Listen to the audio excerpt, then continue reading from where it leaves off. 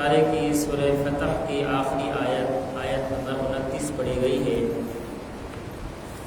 اس آیت میں اللہ رب العزت نے حضرات صحابہ کی شان اور عظمت بیان کی ہے۔ حضرات صحابہ کی دو صفت کا ذکر کیا ہے اس آیت میں۔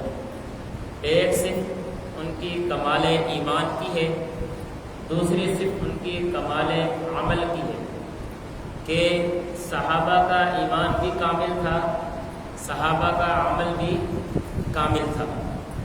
لیکن اس سے پہلے جو آیت شروع ہو رہی ہے وہ ہو رہی ہے محمد رسول اللہ۔ قرآن مجید میں اللہ رب العزت نے آپ علیہ السلام کا جب بھی ذکر کیا تو نام نہیں ذکر کیا بلکہ القابات کیے، یا ایھا النبی، یا ایھا الرسول۔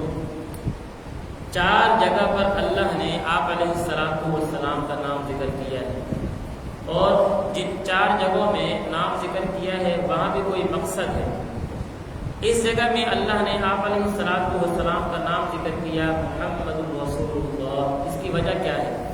مفسرین کہتے ہیں چونکہ اس سے پیچھے صلح حدیبیہ کا ذکر ہے کہ آپ علیہ السلام حضرات صحابہ کے ساتھ تقریباً 1400 صحابہ کرام تھے، عمرے کے غرض سے مدینہ سے نکلے، صلح حدیبیہ کے مقام پر پہنچے تو وہیں پر پھر ایک معاہدہ ہوا تھا۔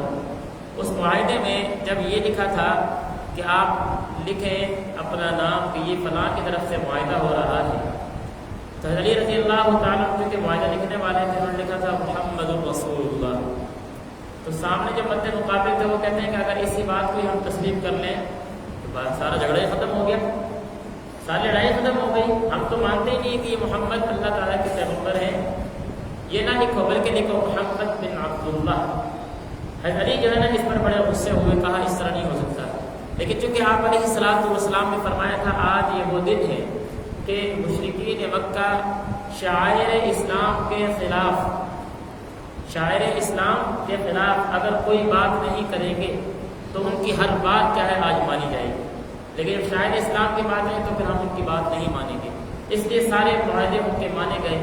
خیر، تو اللہ نے قرآن مجید کی آیت نازل کر کے بتا دیا کہ اس معاہدے میں محمد الرسول اللہ نہیں لکھا گیا، لیکن قیامت تک قرآن مجید رہے گا، پڑھا جائے گا، یہ مانے نہ مانے یہ محمد الرسول اللہ ہے۔ ایک مقصد یہ ہے۔ دوسرا مقصد کیا ہے کہ دیکھیں آپ علیہ السلام اس موقع پر 1400 صحابہ کرام تھے، اس واقعے کی طرف میں نہیں جاتا لیکن کچھ میں آپ کو اشارے بتا رہا ہوں۔ 1400 صحابہ کرام تھے، سارے معاہدات ہو گئے، حضرات صحابہ کسی پر راضی نہیں ہیں۔ آپ علیہ السلام کہہ رہے ہیں کرتے جاؤ، صحابہ کرتے جا رہے ہیں، لیکن دل سے راضی نہیں۔ آپ کیا اس طرح کرو، انہوں نے اس طرح کر لیا، آپ نے کہا اس طرح کرو، کرتے گئے۔ اب بات ہے احرام اتارنے کی، حلق کرنے کی، حلال ہونا تھا چونکہ احرام باندھا ہوا تھا، تو آپ نے 3 دفعہ اعلان کیا بھئی حلق کرو، اپنے سروں کے بال کاٹو، احرام کھول دو۔ کسی نے عمل نہیں کیا، آپ بڑے پریشان ہوئے، آپ خیمے میں گئے، حضرت ام سلمہ رضی اللہ تعالیٰ عنہ آپ کے ساتھ تھی، ان سے مشاورت کی، پتہ یہ چلا کہ بیویوں سے بھی مشاورت کرنے میں حرج کوئی نہیں، ناک نہیں کٹتی، جائز ہے، حرج کوئی نہیں۔ آپ نے مشاورت کی، مشاورت کرنے کے بعد حضرت ام سلمہ نے کیا فرمایا کہ اللہ کے رسول سب سے پہلے آپ کریں، آپ اپنے عمل سے دکھلائیں کہ بھئی حلق ہو چکا ہے، احرام کھل گیا ہے۔ اور ایسے ہی ہوا، آپ علیہ السلام باہر آئے، آپ نے کیا ہے اپنا حلق کروایا، جیسی حلق ہوتا گیا سارے صحابہ نے کیا ہے حلق کرنا شروع کر دیا۔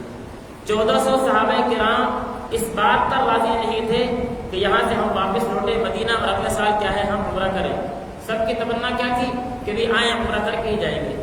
لیکن صحابہ کون ہیں؟ صحابہ کون ہیں جو سر تسلیم قوم ہے؟ بس یہ ہے صحابہ۔ عروہ بن مسعود یہ اس نے مسلمان نہیں ہوئے تھے، مشرکین مکہ کی طرف سے آئے تھے معاہدہ کرنے کے لیے، تو جب وہاں پر آئے نا تو حضرات صحابہ کے حالات دیکھے کہ حضرت صحابہ کیا کر رہے ہیں کہ آپ علیہ السلام دھوپ پھینکتے ہیں، صحابہ آگے ہاتھ کر لیتے ہیں اور ہاتھوں مل کے چہرے پر لیتے ہیں۔ آپ علیہ السلام وضو فرما رہے ہیں تو پانی نیچے نہیں گر رہا، ہاتھوں میں لے کر جسم میں مل رہے ہیں۔ تو یہ واپس گیا نا تو جا کر کیا کہا قوم کو کہ میرا مشورہ ہے کہ ان کی بات مان لو، کیوں؟ اس لیے کہ میں نے کئی کیا ہے بادشاہوں کے مجاوروں کو دیکھا ہے، رعایا کو دیکھا ہے، لیکن محمد رسول اللہ کے صحابہ جیسے وفادار میں نہیں تھے۔ یہ تھے صحابہ کہ صحابہ کی آگے پیچھے کوئی بات نہیں تھی۔ قرآن مجید نے یہاں دو صرف ذکر کیے۔ نمبر 1 والذین معہ اشداء علی الکفار رحماء بینہم، کفر کا مسئلہ آئے تو سخت ہیں، ایمان کا مسئلہ آئے تو پیار ہے۔ کفر کا مسئلہ آئے تو سخت ہیں، ایمان کا مسئلہ آئے تو کیا ہے؟ پیار ہے۔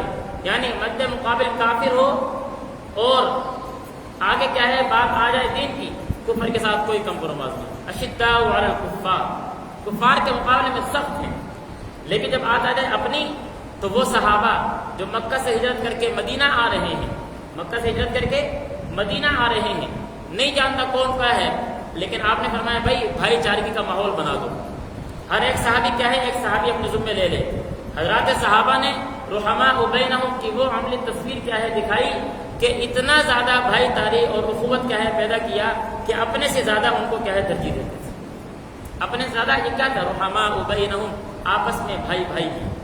اشداء علی الکفار، یہ کمال ایمان کی علامت ہے جی۔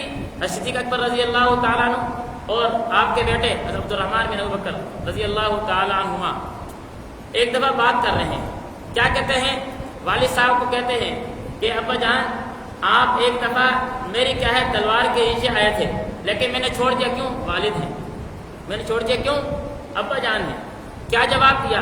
کہا اے بیٹے اگر تو کیا ہے میری تلوار کے نیچے آ رہا تھا میں کبھی نہ دیکھتا بیٹا ہے۔ یہ ایمان کفر کا مسئلہ تھا، یہ ہے کمال ایمان کی علامت کہ صحابہ ایمان میں اتنا آگے تھے، اتنا آگے تھے کہ صحابہ جیسا ایمان کسی کا ہو ہی۔ اس لیے کہا اللہ نے کیا فرمایا کہ تم ایمان لے کر آؤ گے ان جیسا جو ایمان یہ لے کر آئے ہیں تو تب تو تمہارا ایمان قابل اعتبار ہے، نہیں تو پھر قابل اعتبار نہیں، نمونہ دے دیا ہے۔ یہ ہے کمال ایمان۔ نمبر 2 کمال عمل، کہا ان کا عمل تم دیکھو گے تراہم رکعا سجدا، جب تم دیکھو گے ان کے عمل کی طرف تو ان کی نمازیں اتنی اونچی ہیں، ان کی نمازیں اتنی اعلیٰ ہیں، ان کی نمازیں اتنی مضبوط ہیں خشوع خضوع کے اعتبار سے کہ ان نمازوں کا اثر ان کے چہروں پر نظر آتا ہے، ان نمازوں کا اثر ان کے چہروں پر نظر آتا ہے۔ اور مفسرین نے کہا کہ یہاں پر جو اثر چہرے پر نظر آنا ہے وہ پیشانی والا یہ نشان نہیں ہو رہا، بلکہ حدیث میں آتا ہے جب انسان رات کو تہجد پڑھتا ہے اندھیرے میں تو صبح اللہ دن کی روشنی میں اس کے چہرے کو چمکاتے ہیں۔ وہ جو چہرہ چمک رہا ہوتا ہے وہ یہ نہیں ہے، بلکہ وہ چہرے سے نظر آ رہا ہوتا ہے کہ اس یہ نماز پڑھ کر آ رہا ہے۔ عجیب بات دیکھیں، مفسرین کہتے ہیں یہاں پر نماز کا ذکر کیا، کہا اعمال میں سب سے افضل، سب سے اعلیٰ، سب سے اکمل عمل نماز ہے۔ جس کی نماز درست ہے، جو نماز کی پابندی کرتا ہے وہ ہر عمل پورا کرنے والا ہے۔ صحابہ کی عمل کی مثال دے دی ہے کہ صحابہ کمال عمل میں سب سے اعلیٰ کس چیز میں تھے؟ نماز کے اندر تھے، تو دوسرے اعمال تو خود ان کے پورے ہوتے تھے۔ یہ دو چیزیں ذکر کرنے کے بعد اللہ فرماتے ہیں یبتغون فضلا من اللہ ورضوانا، یہ دونوں کام کیوں کرتے تھے؟ ایمان کی بات آئے، عمل کی بات آئے، دونوں میں ان کا ایک ہی مقصد ہے، یبتغون رضوان اللہ، اللہ کی کیا ہے رضا چاہتے ہیں، اللہ کی رضا چاہتے ہیں، فضل چاہتے ہیں۔ کہا سیماہم فی وجوہہم من اثر السجود، ان کے چہروں پر ان کے سجدوں کے اثر نظر آتے ہیں۔ ذالک مثلہم فی التوراۃ، کیا بات ہے، صحابہ آئے نہیں، نبی محمد الرسول اللہ آئے نہیں، اللہ نے تورات انجیل میں پہلے صحابہ کے علامت ذکر کر۔ اس لیے جو کہا تھا نا فلسطین کے قوم نے کہ فلاں فلاں کیا ہے نشانی والا ایک بندہ ہے، عمر اس کا نام ہے، وہ آ جائے تو ہم چابی دے دیتے ہیں، ہمیں لڑنے کی ضرورت نہیں۔ وہ کیا چیز تھی؟ اللہ نے پہلے سے ہی مثالیں ذکر کر دی، کہا ذالک مثلہم فی التوراۃ، یہ وہ لوگ ہیں کہ ان کی چہرے کے نور کی نشانیاں، چہرے کے نور کی مثالیں اللہ نے تورات میں دی ہوئی ہیں۔ اور ومثلہم فی الانجیل، اور ان کی مثالیں اللہ نے انجیل میں ذکر کی ہے۔ کیا مثال ذکر کی انجیل میں؟ کہا ایک انسان زمین میں دانہ ڈالتا ہے، وہ نکلتا ہے تنکے کی طرح، پھر وہ بڑھتا ہے، شاخیں آتی ہیں، تناور درخت ہو جاتا ہے۔ صحابہ کی مثال دی کہ جس جب آپ علیہ السلام نے ایمان کی دعوت شروع کی تو شروع میں 3 تھے، صدیق اکبر رضی اللہ تعالیٰ، حضرت علی رضی اللہ تعالیٰ عنہ، حضرت علی رضی اللہ تعالیٰ، 3 بندے تھے۔ لیکن جب بڑے تو پھر آپ علیہ السلام جب حجۃ الوداع کے موقع پر آخری خطبہ ارشاد فرما رہے تھے، روایات میں آتے ہیں اس موقع پر جو صحابہ شریک ہوئے عمرہ کرنے کے لیے، حج کرنے کے لیے 1.5 لاکھ کے قریب کیا ہے صحابہ کی تعداد تھی تقریباً۔ یہ کیا تھا؟ کہ ایک زمین میں آپ نے دانہ ڈالا، وہ زمین کا دانہ باہر نکل کر ایک تنکے کی شکل میں نکلتا ہے، پھر وہ تناور درخت بن جاتا ہے۔ اللہ نے کہا کہ یہ کیوں؟ کہا اس لیے کہ یعجب الزراع لیغیظ بہم الکفار، صحابہ کو ہم نے اس لیے بڑھایا تاکہ ان کا مد مقابل کافر حسد کر کر کے جل جل کے سڑ جائے۔ بڑی عجیب بات فرمائی، لیغیظ بہم الکفار، کہ صحابہ کو ہم اس لیے بڑھا رہے ہیں، صحابہ کے ایمان کی مثالیں اس لیے دے رہے ہیں، صحابہ کے عمل کی مثالیں اس لیے ہم نے ذکر کی تورات انجیل میں، تاکہ کافر کیا ہے؟ جل کر مر جائے۔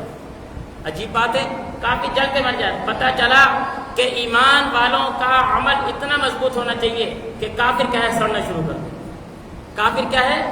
سڑنا شروع کر دے۔ اپنے غصے میں اتنا غصے میں کیا ہے آئے کہ اپنے غصے میں کیا ہے؟ راکھ ہو جائے۔